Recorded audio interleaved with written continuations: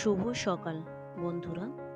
গত কয়েকদিন আগে মেয়েটাকে শরীর খারাপ ছিল বলে ডাক্তার দেখিয়ে আমি মিশনে রেখে এসেছিলাম, কিন্তু হঠাৎ আবার মিশন থেকে ফোন করলো যে ওর আরও শরীর খারাপ। তাই ওর আব্বু ওকে নিয়ে ওখান থেকে সকালবেলা ডাক্তারের কাছে নিয়ে গিয়েছে। তাই ওর জন্য আমি এখানে মাংস রান্না করছি আলু দিয়ে। ডাক্তার দেখিয়ে আসার পরেই দেখেন বমি টমি করে একদম নিস্তেজ হয়ে শুয়ে পড়েছে। রান্না হয়ে গিয়েছে, ওকে এবার ভাত খেতে দেব। আর তারপরে যে ফলগুলো এনেছে ওইগুলো তুলে নেব, নিয়ে বাকি খানিকটা ফল ওর জন্য কেটে দেব। চলুন আগে এগুলো আমি তুলে নিই। এই প্যাকেটে আছে আঙুর। আমি এত কালো আঙুর এর আগে কখনো দেখিও নি আর খাইনি। দেখেছি একটু লাল লাল মতো আঙুর থাকে, একটু হালকা কালো। এই আঙুরটা একদম কালো কুচকুচ করছে। এই দেখুন পেয়ারাটা ঠিক যেন একটা বাবা পেয়ারা, একটা মা, আর একটা হচ্ছে তার বাচ্চা পেয়ারাটা। সন্ধ্যার সময় আব্বুকে বলেছিল একটু ফুচকা আর একটু মোমো খাবো, তাই ওর জন্য নিয়ে এসেছে একটু ফুচকা আর মোমো। দুই ভাই বোনে বসে পড়েছে ফুচকা আর মোমোগুলো খাওয়ার জন্যে। যাই হোক, ওরা খেয়ে নিক, তারপরে বাকি কাজগুলো যেটা বাকি আছে সেগুলো আমি সেরে নেব।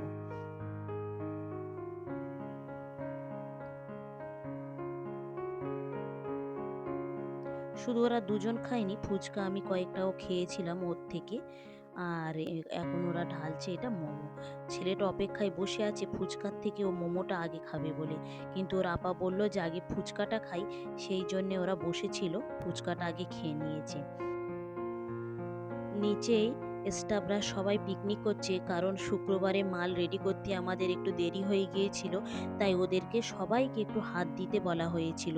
সবাই মিলে হাত দিয়ে মালটা রেডি করে দিয়েছিল, তাই বলেছিল যে ওদেরকে মাংস ভাত খাওয়াতে হবে।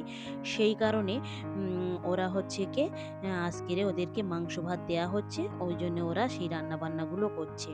আর গতকালকের বাড়িতে আমার 15 জন মেহমান আসবে, সেই জন্য আমি এখানে রান্নাবান্নাও চাপিয়ে দিয়েছি। এখানে মাংস চাপাবো বলে পেঁয়াজটাকে ভেজে নিচ্ছি। এখানে আমি 15টা ডিম সিদ্ধ করে নিয়েছি আর ডালটা এর আগে হয়ে গিয়েছে। এই রান্না বান্নাগুলো এক হাতে করছি আর ধীরে ধীরে ঘরের প্রত্যেকটা কাজ আমি এক এক করে সব সেরে নিচ্ছি। কিভাবে সেরে নিচ্ছি চলুন সেগুলো আপনাদেরকে একটু দেখাই। তবে ছেলেটা বাড়ি নেই, ছেলেটা স্কুলে চলে গিয়েছে বলে বিশেষ করে কাজগুলো করতে একটু বেশি সুবিধা হয়। বাড়িতে থাকলে আমি একদিক থেকে গোছাতে থাকি আর ও আর একদিক থেকে সেগুলো নষ্ট করতে থাকে। ওকে স্কুলে পাঠিয়ে দিয়ে আমি এই ঘরদোরের কাজগুলো এক এক করে সব সেরে নিচ্ছি। তবে রান্নাবান্না প্রায় হয়ে আসছে, কিন্তু ভাতটা এখনো পর্যন্ত আমি চাপাইনি। ভাতটা সবার শেষে চাপাবো, তাহলে মেহমানরা এসে গরম গরম ভাত খেতে পারবে। সেটাই ভালো হবে এবং সুবিধাও হবে। ভিডিওটা তাহলে এখানেই শেষ করছি। ভালো থাকবেন, সুস্থ থাকবেন, আর ব্লগটি কেমন লাগলো অবশ্যই জানাবেন। ভালো লাগলে একটা সাবস্ক্রাইব করে দেবেন। দেখা হবে পরবর্তী ব্লগে।